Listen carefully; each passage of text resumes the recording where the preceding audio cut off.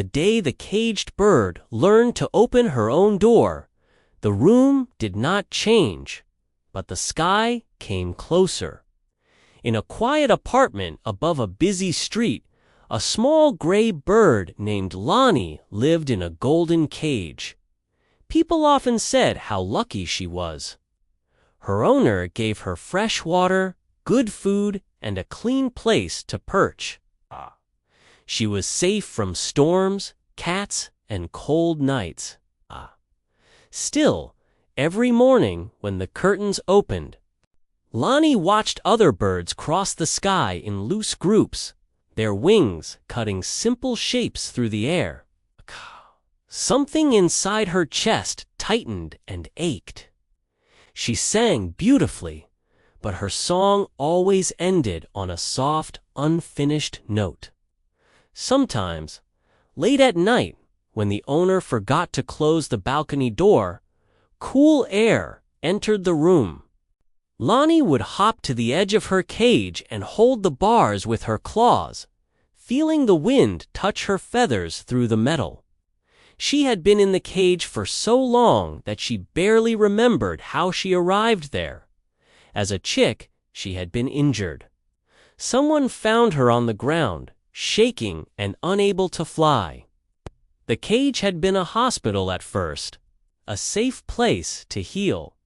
But days became months, and months became years.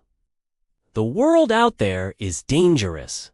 The owner would say kindly, "You are better in here. You have everything you need." Lani believed this for a long time. After all, she had food, water, and kind words. When fear grew in her belly, she told herself she was ungrateful for wanting more. One afternoon, a strong storm hit the city. Rain beat against the windows. Wind howled around the building. The owner rushed out in a hurry, forgetting something important: the tiny lock on Lani's cage door. For hours, the storm raged. Lani's cage shook slightly with each blast of wind. She fluffed her feathers and tried to feel calm. Then she noticed it. The little door was not fully closed. It moved gently with each movement of the cage. The space between the bars and freedom no longer fixed but breathing. Her heart started to pound. She hopped closer and pushed the door with her beak. It opened a little more, then swung back. Her whole body trembled. "Even if I get out," she thought, "what will I do? I may fall, I may fail, I may not survive." Old memories rose up, pain in her young wings, the cold ground, the feeling of being helpless. She stepped back to the safe perch.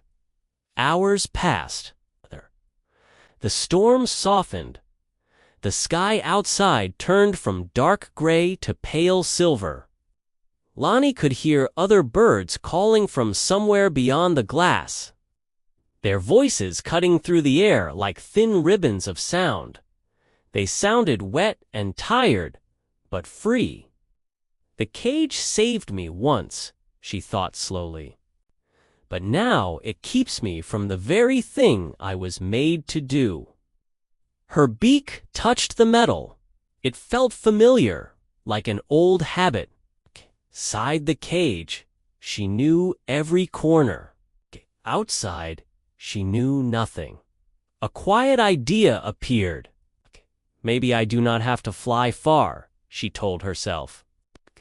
"Maybe I only need to know what it feels like to stand on the edge without bars." With her heart beating loud and fast, she hopped to the door again and pushed. This time, she used more strength. The door swung wide open with a small metallic sound. For a long moment, Lani did not move. Her body understood that nothing blocked her now, but her mind was still inside the old rules. "You cannot survive alone," the old voice whispered. "You are too weak. The world is too big." Another voice, softer but growing, answered, "I have healed since then. My wings are not what they were, but they are not broken now. I will never know what I can do if I stay here forever." She took one careful step onto the outer edge of the cage. Her claws felt the thin metal ring. Below her, the floor looked far. Above her, the balcony door stood half open, the sky beyond it pale and wide. The first jump she made was small. She hopped from the cage to the back of a nearby chair, flapping wildly to keep balance. Her landing was clumsy, but she did not fall. Her chest burned with effort, but also with a strange joy. "I moved without the cage," she realized. She rested, then jumped again, this time to the curtain rod. Each movement was shaky.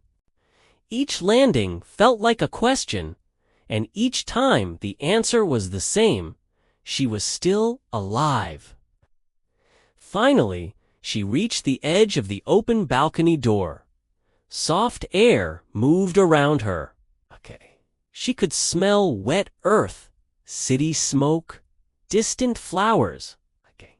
The sounds of the street rose up: cars, human voices, the call of other birds echoing between buildings. Fear pressed against her like a wall. "What if I cannot find food?" she thought. "What if a cat catches me? What if I am not strong enough to live out there?" Then another question came. "What if I am strong enough to learn?" She closed her eyes and remembered how it felt to sing as a chick before the cage, when her whole body was a question pointed at the sky.